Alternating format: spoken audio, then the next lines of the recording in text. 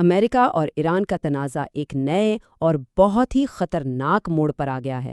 حکام کہہ رہے ہیں کہ یہ ایک نازک اور فیصلہ کن مرحلہ ہے، جہاں جنگ کا رخ بس کچھ ہی دنوں میں طے ہو سکتا ہے۔ تو سوال یہ ہے کہ آخر یہ تنازع اس نہج تک پہنچا کیسے؟ آئیے اس بحران کے مختلف پہلوؤں پر نظر ڈالتے ہیں۔ تو سب سے پہلے دیکھتے ہیں وہ حالیہ واقعات جنہوں نے دونوں ملکوں کو جنگ کے دہانے پر پہنچا دیا ہے۔ امریکہ تو فوجی کارروائی کی دھمکی دے ہی رہا ہے، لیکن ایران نے جواب میں ایک بالکل نیا اور غیر معمولی قدم اٹھایا ہے۔ ایران کا نشانہ اب بڑی امریکی کمپنیاں ہیں، جس سے وہ معاشی دباؤ کو اور بڑھا رہا ہے۔ اب بات کرتے ہیں معاشی میدان کی۔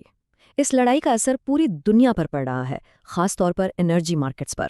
سب سے بڑا فلیش پوائنٹ ہے آبنائے ہرمز، جسے ایران نے مؤثر طریقے سے بلاک کر دیا ہے، جس سے دنیا بھر میں تیل کی سپلائی رک گئی ہے۔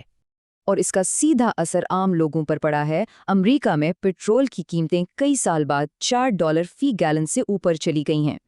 مارکیٹ میں اس کا جھٹکا صاف نظر آ رہا ہے۔ برینٹ خام تیل کی قیمتیں سالوں کی بلند ترین سطح پر ہیں۔ صرف یہی نہیں، براہ راست حملے بھی ہو رہے ہیں، جیسے دبئی کے قریب ایک آئل ٹینکر پر یہ حالیہ حملہ۔ فوجی کشیدگی اپنی جگہ، مگر سفارتی محاذ پر بھی کچھ چل رہا ہے۔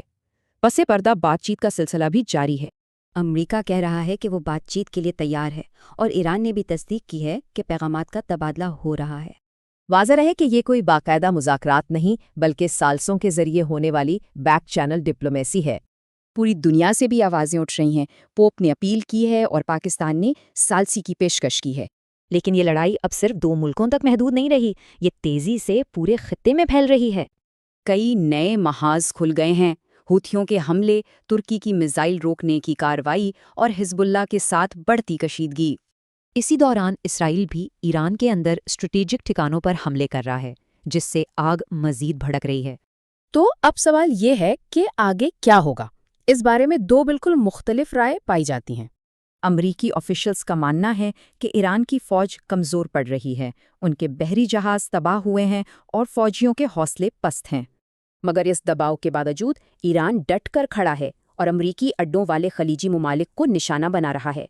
تو اب سب کی نظریں اگلے بہتر گھنٹوں پر ہیں۔ کیا کوئی معاہدہ ہوگا یا جنگ چھڑ جائے گی؟